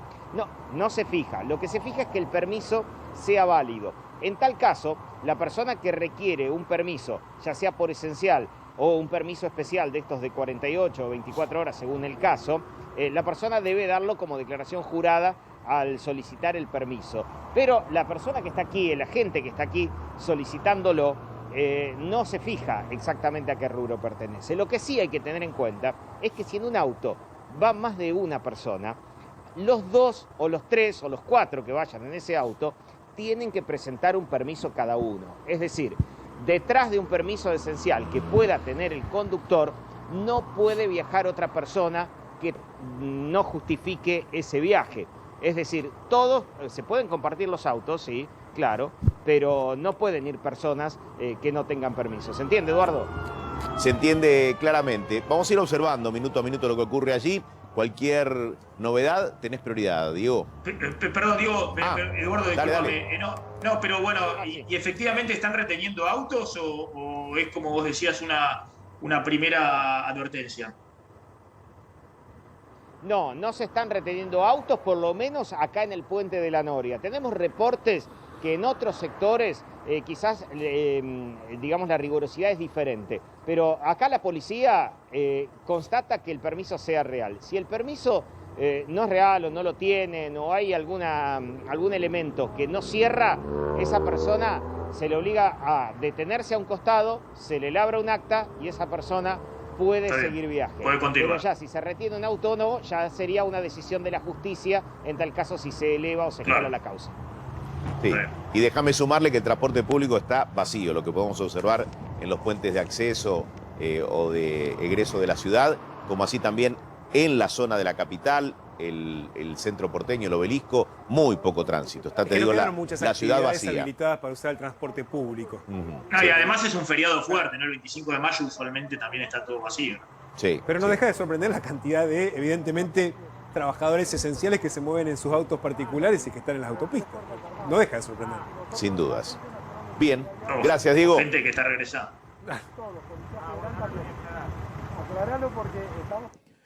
Hace minutos hablábamos, y la verdad que lo venimos planteando desde el verano, ¿no? Desde el comienzo de este año 2021, el tema inflacionario. Digo, ¿hay manera de domesticar la inflación? ¿Sigue siendo, Max y Claudio, la preocupación inicial y prioritaria del gobierno?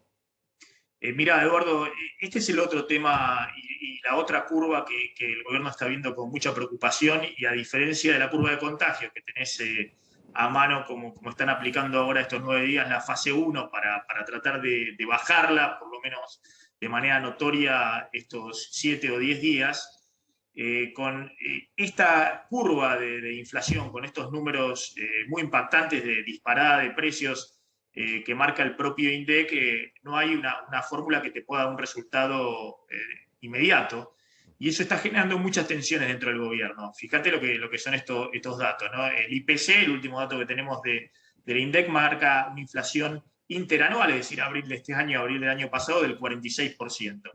El dólar oficial, que es el que el gobierno ahora está queriendo usar como ancla, el Banco Central desde marzo empieza a devaluar muy poquito diariamente para tratar de que el dólar oficial ancle el resto de los precios de la economía. Fíjate que aumentó en el último año 41%, Sí. pero esa diferencia se va a ampliar en los próximos meses, es decir, la inflación por un lado, el dólar oficial por el otro. Ahora, si uno ve el resto de los precios, podemos ver ahí efectivamente la inflación mayorista. La inflación mayorista, que pegó un salto enorme en el último mes, está en el 61% anual, y eso tarde o temprano puede llegar a la inflación del consumidor, de las góndolas. Fíjate, la canasta de pobreza al 47% anual, la canasta básica alimentaria al 49% anual, que es la que marca la línea de indigencia. Es decir, ya tenemos ahí una inflación del orden del 50% en alimentos, y en algunos casos en particular, como es el caso de la carne, arriba del 64% anual, abril de este año, abril del año pasado, y en otros sectores donde hubo también estampida de precios, como material de la construcción, Sí. por todo lo que contamos siempre de la brecha cambiaria, y mucha gente que desde octubre vendía dólares para después comprar material de construcción, que pegaron una disparada de precios terrible, está arriba del 80% anual. Ahora, lo que te decía es que esta disparada y descontrol de precios, y eso es la inflación, no es que se me disparó el precio de la carne, voy y veo cómo lo soluciono, que entre paréntesis ahora va a contar Claudio que está lejos de desacelerar la escalada de precios, y que las medidas que tomó el gobierno, además de generar mucho malestar en el sector y conflictos internos dentro de la propia coalición de gobierno, no ha generado nada en términos de precio, incluso siguen aumentando. El problema es que tenés un aumento generalizado de los precios, una aceleración inflacionaria muy fuerte, y eso está licuando muy rápidamente el poder adquisitivo salarial, como contamos siempre, jubilaciones, salarios públicos, salarios privados, los planes sociales, la UH, y eso obviamente es un círculo vicioso que está golpeando al consumo, por eso no se termina de recuperar ni siquiera el consumo de alimentos, que sigue cayendo por cuarto año consecutivo. Ahora, en medio de todo esto, Guzmán tiene el plan que venimos contando de hacer un fuerte ajuste fiscal, como el que se está llevando adelante de manera silenciosa, y que ha hecho estallar la interna del gobierno, es decir, ponerle un tope con una caída del gasto en jubilaciones, en AUH, en salarios públicos, y en la eliminación del gasto COVID, que recién ahora se está restableciendo muy a cuentagotas, como mostrábamos ayer, pero además está haciendo un ajuste monetario el Banco Central, es decir, el Banco Central, por un lado, está emitiendo mucho menos pesos que el año pasado para transferirla al Tesoro, para cubrir el déficit fiscal, porque se ha achicado los primeros 4 meses del año drásticamente el déficit fiscal, por este ajuste fiscal que está aplicando Guzmán, y la licuación que genera la inflación. Pero esto no está dando en el corto plazo resultados en términos de desaceleración de la inflación. Y por eso se redoblan las presiones dentro del gobierno de cómo dar una respuesta rápida. Si no me puedes desacelerar la inflación, entonces poné plata en la calle y tratar de compensar los ingresos de todos los que están perdiendo fuertemente hoy frente a la inflación. Y esa es la pulseada que estamos viendo hoy dentro del gobierno. Ahora, el esquema es muy delicado porque al mismo tiempo el Banco Central sigue interviniendo en los mercados alternativos del dólar para que ese dólar contado con liquidación o el dólar MEP, los dólares alternativos en blanco, no se disparen demasiado arriba de los 160 pesos. De hecho, en el último mes, en lo que va de mayo, la última placa, el Banco Central ha vendido más de 300 millones de dólares para tratar de contener ese dólar contado con liquidación que hoy está en 162 o 163 pesos. Si el Banco Central no estuviera interviniendo, vendiendo, estos son datos extraoficiales, hasta fines de la semana pasada, más de 300 millones de dólares, a razón de 15 millones, 20 millones de dólares diarios en ese mercado de dólar en blanco alternativo, bueno, esos dólares se dispararían y meterían mucha más presión todavía a la inflación. Así que atención que Guzmán sigue planteando dentro del gobierno que es necesario ceñirse, cumplir la hoja de ruta de reducción del déficit fiscal, de la emisión monetaria, que eso es lo que le permite mantener más o menos controlados los dólares libres, y que si se sale de ese esquema puede haber una crisis mayor y una aceleración inflacionaria mayor. En este contexto, Eduardo, hoy sale una solicitada de un sector del kirchnerismo más duro, bueno, planteándole una hoja de ruta distinta a Guzmán en la negociación con el Fondo Monetario, obviamente de una diputada, Fernanda Vallejos, muy cercana a Cristina, y de alguna manera le está marcando al propio ministro de Economía los límites políticos que tiene este ajuste que está llevando adelante en el año electoral, y también los límites sociales, porque también hay que decirlo, hay una situación muy difícil desde el punto de vista social, cuando en medio de la pandemia tenés que cerrar la economía o esta fase 1 o fase 1 light a partir del domingo, y al mismo tiempo no tenés forma de compensar como el año pasado con ATP y con IFE, y al mismo tiempo todo se está licuando con la inflación y el Estado por ahora no suelta asistencia adicional. Bueno, todo esto es un combo muy difícil de manejar dentro del interno oficial, y claramente también ha tenido un impacto esta solicitada del día de hoy. Que tengo entendido, Claudio, vos tenés alguna información respecto a esto que publica la diputada Vallejo con firmas del Frente de Todos, pero de los distintos ámbitos, del sindicalismo, sectores de medios de comunicación, de economistas del kirchnerismo, que claramente se diferencian de lo que viene negociando Guzmán con el FMI. Claro, la llamaron la proclama del 25 de mayo, son 10 páginas en total, la proclama tiene 3 páginas de firmas de distintos referentes justamente del kirchnerismo. Comenzando, esto fue impulsado por la diputada Fernanda Vallejos, economista, pero también acompaña la firma el titular de la CGT, Héctor Daer, Pablo Moyano, Raúl Zaffaroni, Víctor Hugo Morales, el gobernador Insfrán y Claudio Lozano, que es economista y director del Banco Nación. Y allí lo que se exhorta directamente, Maxi, es que se suspenda el pago de la deuda, de los vencimientos al Club de París y al FMI. Justamente es lo que está negociando Guzmán desde el Ministerio de Economía para ver de qué manera se refinancian esos pagos y tratar de llegar a un acuerdo. Acá directamente lo que se dice es que esa deuda es impagable, que la pandemia textualmente dice no da respiro y amenaza con detener la recuperación económica, por lo tanto hay que reprogramar los vencimientos con todos los organismos, no pagar esa deuda, renegociar la disminución de intereses, cargos, comisiones previstos en los acuerdos. Son 7 puntos en total.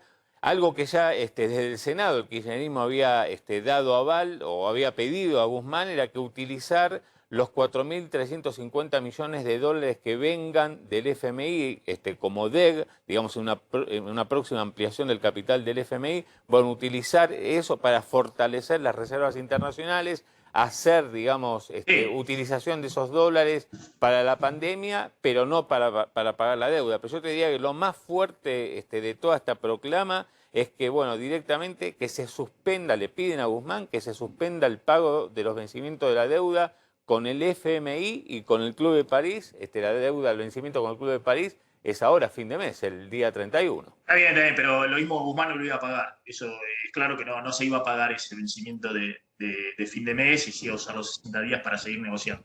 Yo creo que lo más importante, más allá de este tema de suspensión del pago de la deuda, recuerden que el kirchnerismo de Néstor Kirchner y Cristina no suspendió el pago de la deuda con el FMI, con el Banco Mundial y con el BID, con los organismos internacionales, ni siquiera en el 2003, 2004, 2005, y después se terminó cancelando toda la deuda con el FMI. Cristina puso el cepo al dólar a fines del 2011 justamente para pagar la deuda privada en dólares y no caer en default. Obviamente ahí quedó el default parcial por los fondos buitres que se abrieron y litigaron judicialmente contra la Argentina, pero Argentina siguió pagando hasta 2015 la deuda con la reserva y por eso Cristina terminó su gobierno sin reservas netas en el Banco Central.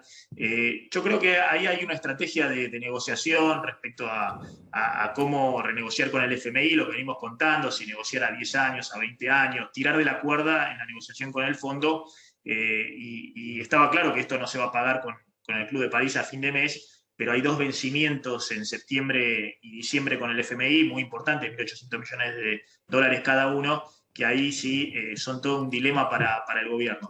Lo que me parece más relevante de todo esto es que le están planteando a Guzmán una agenda distinta respecto a qué hacer en este momento con el gasto público y con los fondos adicionales que puede tener la Argentina por esta ampliación del capital del FMI. Lo que le están planteando claramente es: hasta acá llegó el ajuste, hasta acá llegó esto de pisar todas las partidas del gasto público, ni siquiera estás devolviendo como correspondía la reducción del impuesto a las ganancias que se votó en el Congreso, pero hay una pulseada muy fuerte por instaurar el IFE y otros planes de asistencia económica, y me parece que ese es el punto principal, ¿no? Hay un cuestionamiento cada vez más público y creciente dentro del propio gobierno, de un sector que está obviamente impulsado por Cristina, a el ajuste fiscal que está llevando en este momento el ministro de Economía, Martín Guzmán.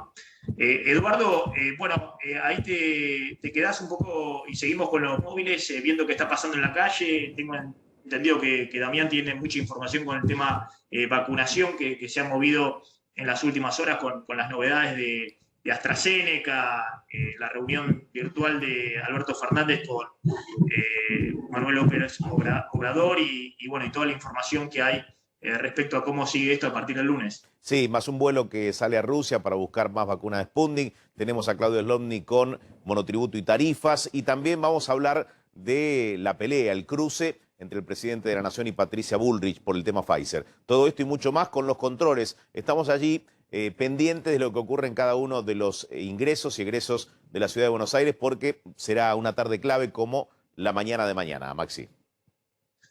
Gracias, Eduardo. Seguimos entonces. Dale, perfecto. Abrazo, Maxi. Hacemos una pausa muy breve con todo esto y mucho más. Ya volvemos.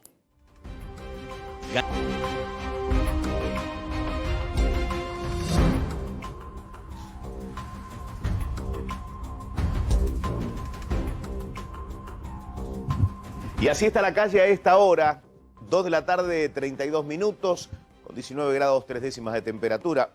Muy buenas condiciones de tiempo, condiciones que van a permanecer. Atención, porque el próximo fin de semana vienen días muy fríos, con temperaturas por debajo de los 6 grados, 7 grados y térmicas inferiores. Pero este es el movimiento que se está dando en estos puntos que te marcamos. Desierta la zona del Obelisco, allí en inmediaciones de la Plaza de la República. Desde el aire, desde el dron de A24, vemos cómo se comporta el tránsito en el Puente La Noria, especialmente sentido a la capital. Pero vamos a tener una apertura. Allí, miramos, allí podés ver también en sentido contrario. ¿Qué sucede en esta salida e ingreso a la ciudad de Buenos Aires? También en el Puente La Noria, desde el móvil de Diego de Nicolás, enseguida vamos a estar con él, y el Puente Pueyrredón, que muestra un tránsito fluido, te diría, a esta hora, con controles que van siendo más bien flexibles.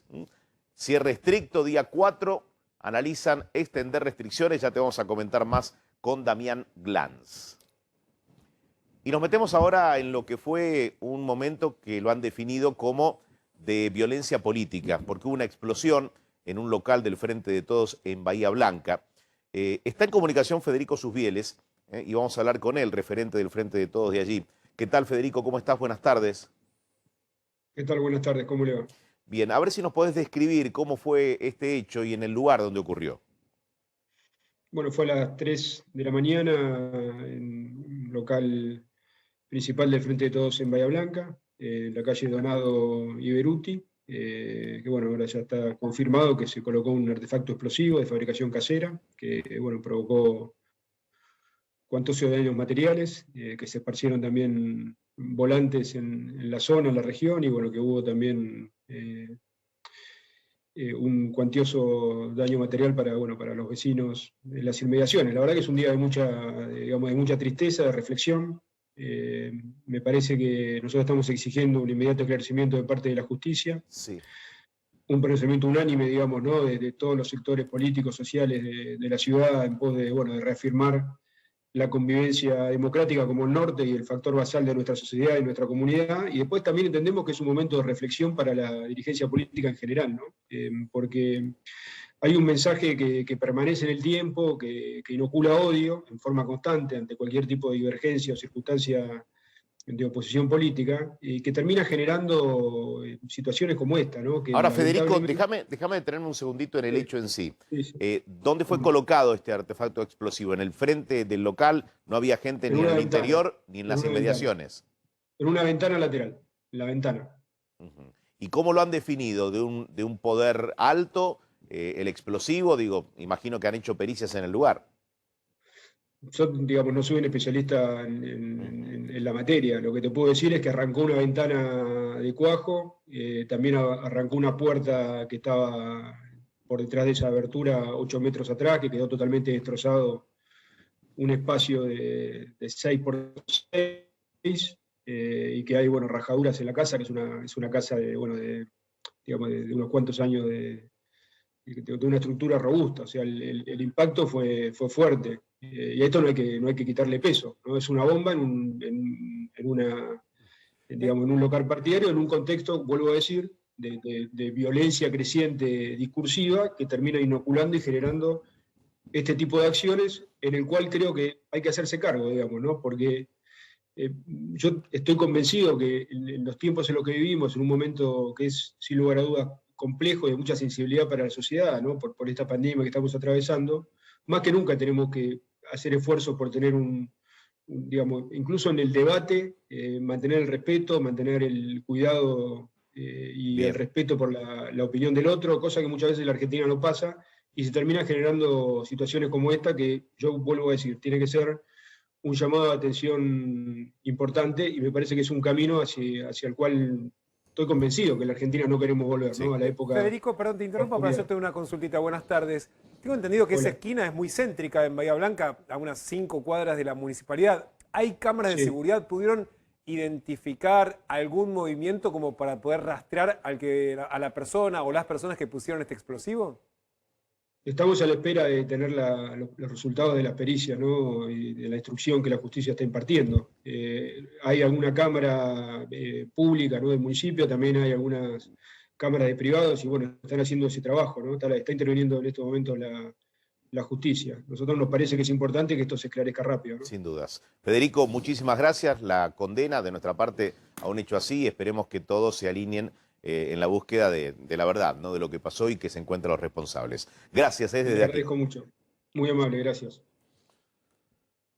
Y nos metemos ahora en uno de los temas que planteábamos hace minutos, tiene que ver con el monotributo. Mucha gente está en su casa en este momento, en un día feriado, reconociendo que el tema de monotributo, incluye a mucha gente, que pueden ser beneficiados o no con las novedades que se conocieron, porque hay novedades de último momento. Claro, porque apareció en el boletín oficial la reglamentación de la nueva ley, con lo cual de ahora en más justamente existe el nuevo monotributo que, digamos, en el arranque lo que presenta es un incremento del 35,3% en lo que tiene que ver con las categorías y las escalas respecto de lo que existía hasta ahora. Esto es porque es el porcentaje que se incrementaron las jubilaciones mínimas. A partir del año que viene no habrá un número, digamos, que se haga por decreto, sino que el número va a surgir del índice de movilidad jubilatoria que votó el Congreso, con lo cual, con el ajuste de las escalas y de las cuotas va a ser automática a partir del 1 de enero. ¿Qué contempla este nuevo monotributo?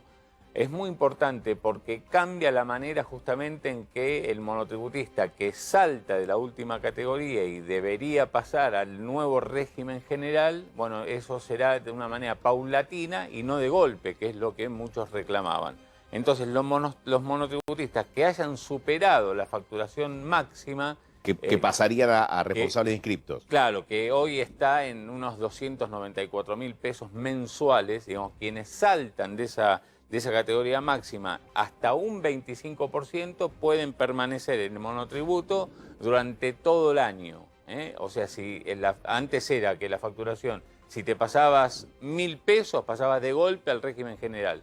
Ahora no, hasta un 25% de facturación en exceso de esa última escala, te podés quedar en el monotributo pagando un plus, pero menor al que si vos pasás, el monotributista pasara directamente al régimen. Es un general. rango como para amortiguar y que no pases con 100 pesos de exceso, es una especie digamos. de puente que se ha armado justamente para evitar porque la gente que hacía y trataba de negrear las últimas facturaciones o si no podía hacerlo, tenía un castigo muy severo respecto de lo que paga o venía pagando como ¿Recordá cuál es el límite mensual entonces? Unos 294.000 pesos mensuales.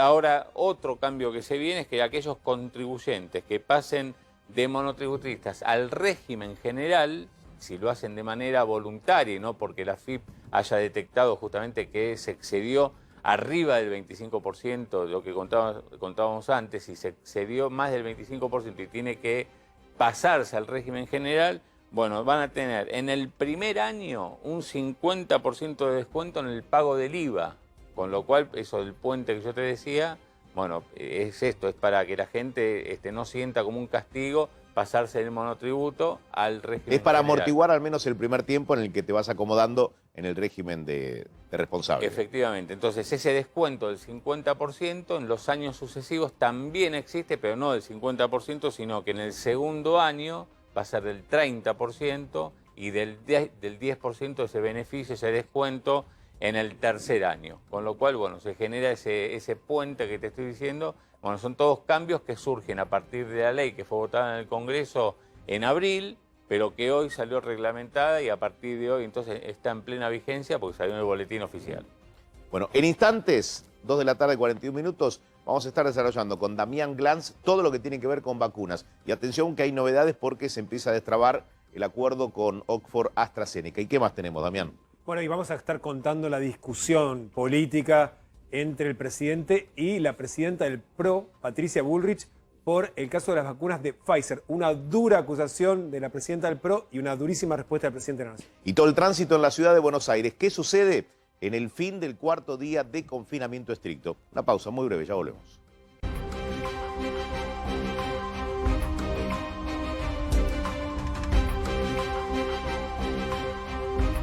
Y estamos en vivo en estos lugares que ves en pantalla. La situación en el regreso del cuarto día de confinamiento estricto, en este tiempo de vigencia del decreto de necesidad de urgencia. Estamos con Carlos Estrione. ¿En qué lugar estás, Carlos, en este móvil de A24? ¿Cómo te va, Eduardo? Muy buenas tardes. En la zona del Obelisco, una tarde preciosa con respecto al clima, Eduardo. Muy poca gente en este 25 de mayo en el centro de nuestra ciudad. Hay presencia de la policía, hay gente, que pasa por la Plaza de la República, se toma alguna foto y sigue caminando, pero muy poca gente, muy poco tránsito también en este lugar. Hay un control vehicular a la altura de Santa Fe y Cerrito, que que está parando los vehículos pidiéndole el permiso. Hay también otro control que tiene que ver más con el control vehicular en sí, que se les pide los papeles del auto, no así el permiso para circular, aquí a unas 4 cuadras donde estamos. Pero bueno, una tarde magnífica con respecto al clima, pero muy poca gente en este 25 de mayo y obviamente otro día más de confinamiento. Decías que el único control sobre esa traza de 9 de julio es a la altura de... Santa Fe y Cerrito. Bien, cuando te debías como para tomar Libertador sería. O en sentido contrario. Claro, exactamente, a esa altura. Claro, están en el sentido que va de zona norte a zona sur. Hacia el puente Pueyrredón. Digamos de la mano derecha. Exactamente. Perfecto. Muy bien, bueno, volvemos, todo en calma por allí. Ya volvemos a la zona del Obelisco y veíamos en imágenes lo que sucede, por ejemplo, en el puente La Noria y en Panamericana, todo muy tranquilo, tránsito fluido a esta altura.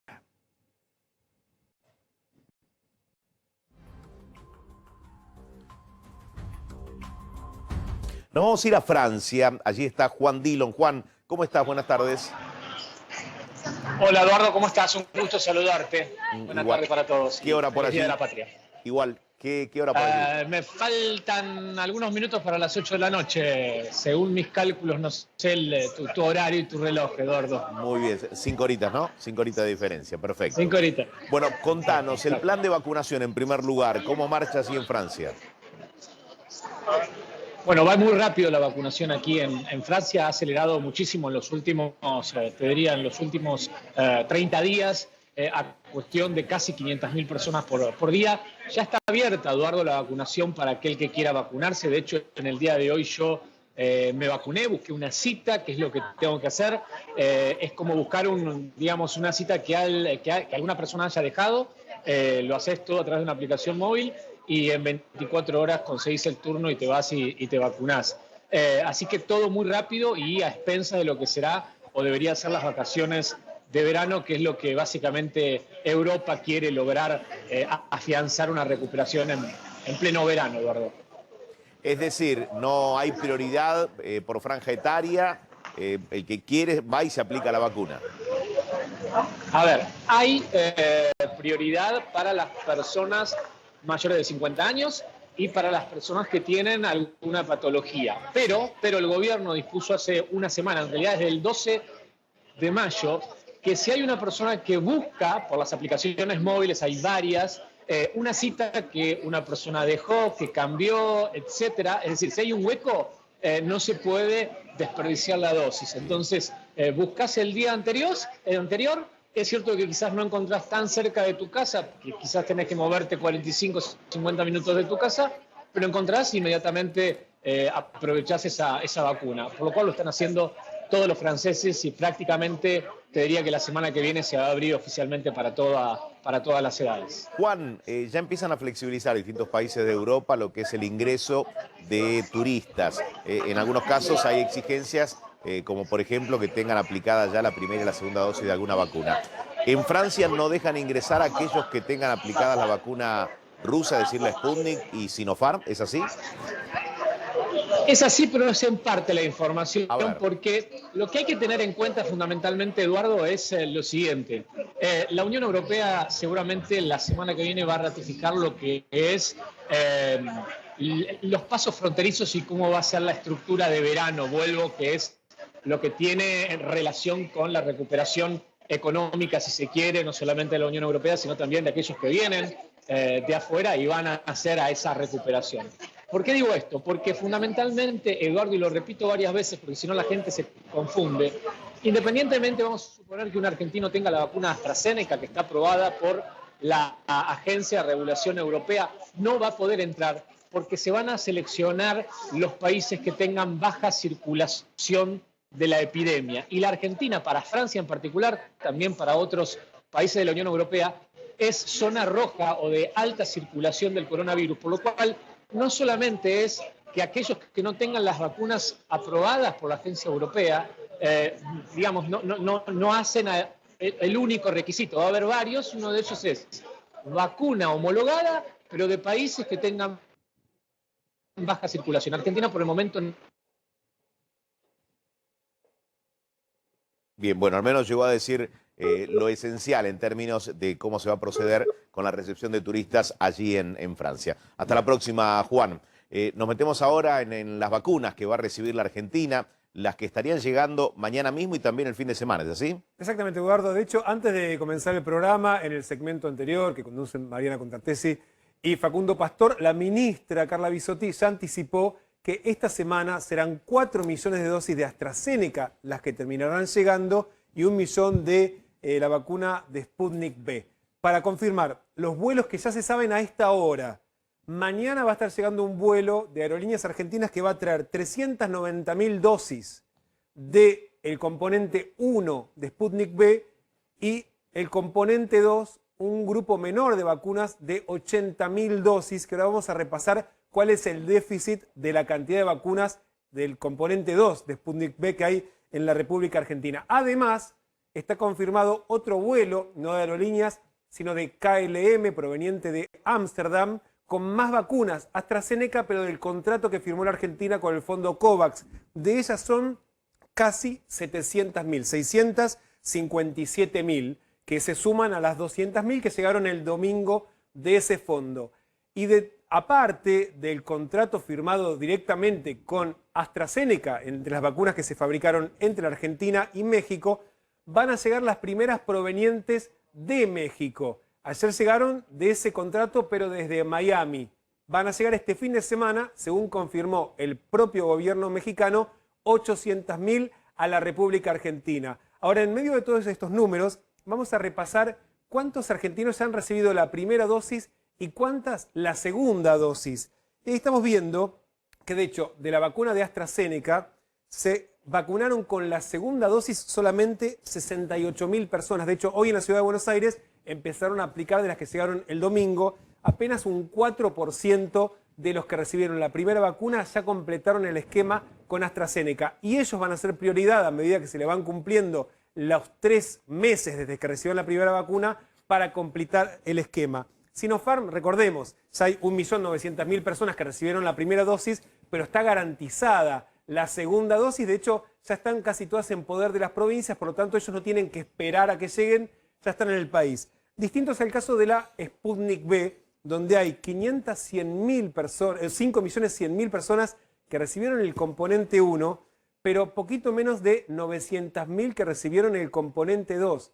Y lo que pasa es que ya no hay más. Se aplicaron todas las que había y te decía, van a llegar mañana solo 80.000. Y acá está el principal déficit del acuerdo con el Fondo Ruso de Inversión Directa, porque Rusia no está habilitando componente 2. Hay una expectativa, Eduardo, que cuando se empiecen a fabricar aquí en Argentina en el mes de junio, se pueda acelerar también la producción del componente 2 aquí en el país. Claro, porque la mayoría de la gente que pregunta sobre este tema que estás planteando, dice, pasa el tiempo, nos aplicamos la primera dosis en marzo, abril, mayo, llegamos a junio y transcurre ese periodo en el que sería necesario ya aplicar el segundo componente, ¿no? Exactamente, al menos por la recomendación que hizo digamos, desde el Consejo Federal de Salud, el acuerdo que hubo precisamente sobre cuánto se iba a espaciar el tiempo para la segunda dosis. ¿Quiénes recibieron, Eduardo, estas dosis de las que estamos hablando? Por ejemplo, de la AstraZeneca, el 61% son mayores de 60 años. La gran mayoría de la vacuna de AstraZeneca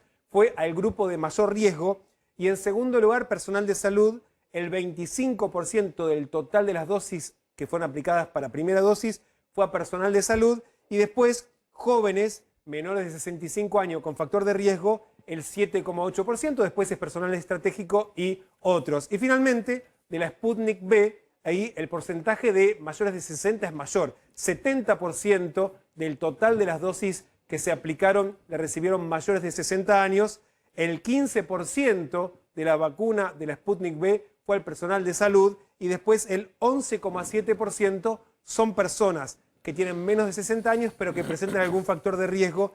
Ellos son los que recibieron hasta ahora, Eduardo, la vacuna Sputnik V. Pero te decía, por ahora, muy poquitos, menos de 900.000 ya pudieron completar el esquema, otros 80.000 lo podrán hacer a partir de mañana, pero está faltando el componente 2, ¿no? Sí, pero es importante lo que acabas de decir, que a partir de junio empezaría a destrabarse